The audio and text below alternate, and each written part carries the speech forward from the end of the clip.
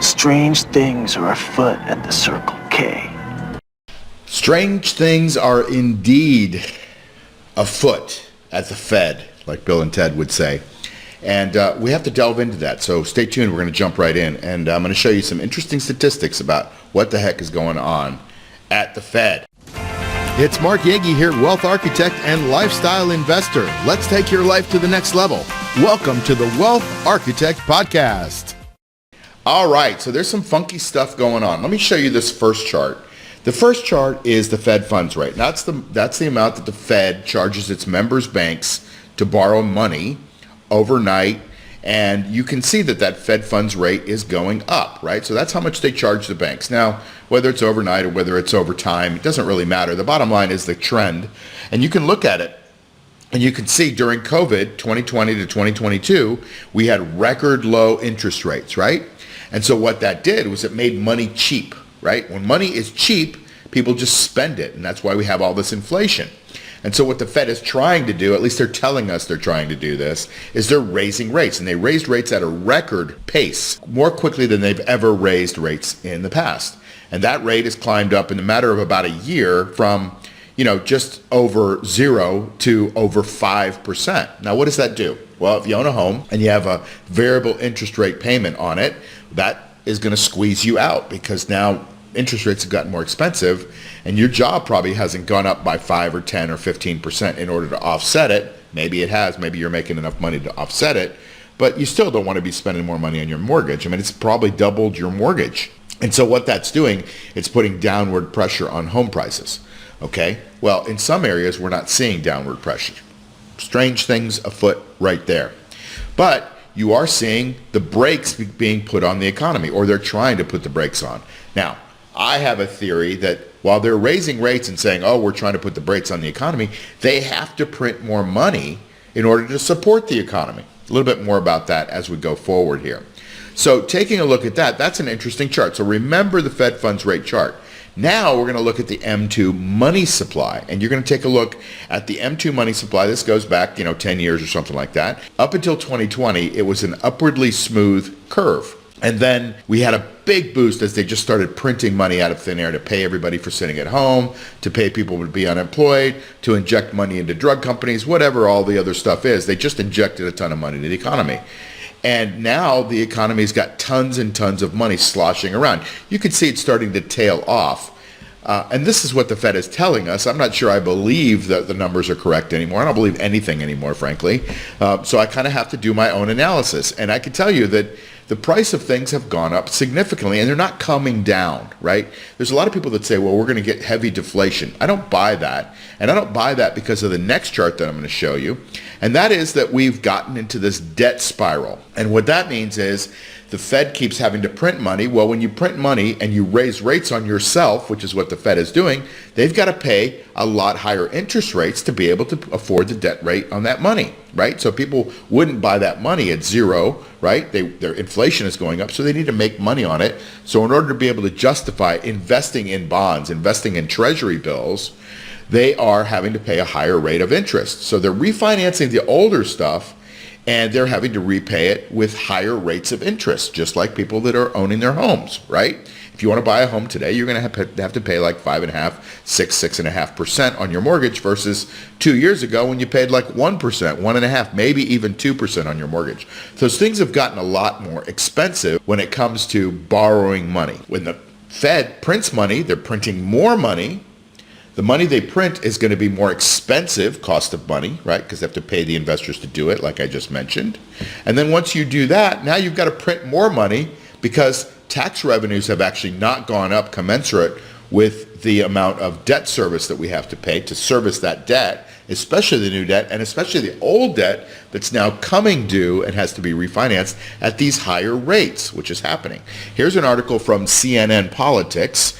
Not sure I believe much from CNN Politics anyway, but the headline part of this article was interesting. And that was higher interest rates are coming in coming years, right? So the Fed is going to have to spend extra money to be able to afford to pay that interest, right? So they've got to spend that money. Where are they going to get that? Well, it's either going to come to you with higher taxes, so get ready for that because that's what they're going to tell you they do, but they're going to print more money. I think they're already printing money. They're just doing it quietly, okay? So let's look at the highlighted sections that I put in this article, right? Actually, I'll read the whole part of this. Even if the Fed slows or stops raising rates this year, as many economists expect, right, the nation's borrowing costs will continue to increase, like I just said. That's because as the existing debt matures, the government issues new debt with higher prevailing interest rates. So don't just take my word for it. We know that this is happening. It's called the debt spiral. They've got to print more money to pay the interest rate on the debt, and the interest rate on the debt means that they have to print more money. It's a never-ending spiral, right? The higher, and you're not hearing people talk about cutting down on the budget. They're just keeping the budget increasing, so that means that more debt has to be paid on the budget. The higher rates could increase the net interest costs on the national debt to about $9 trillion over the next decade, according to estimates. Where do you think that $9 trillion has got to come from with a $32 trillion approaching federal debt, right, that we owe? And they're going to add $9 trillion to it. That's like, a third, okay? So that's going to increase the amount of money we have to pay on the interest on that debt.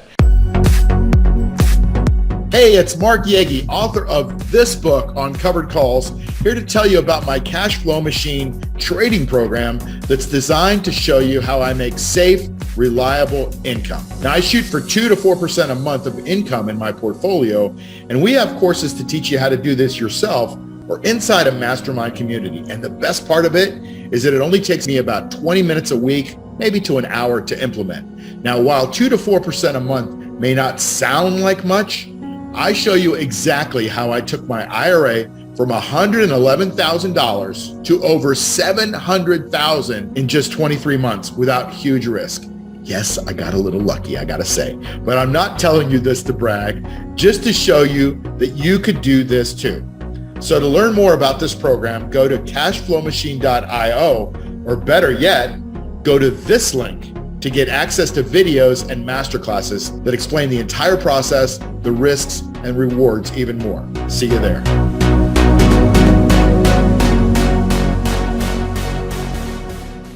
So then we go down to, by 2032, interest rate costs are going to triple to more than $3 billion per day.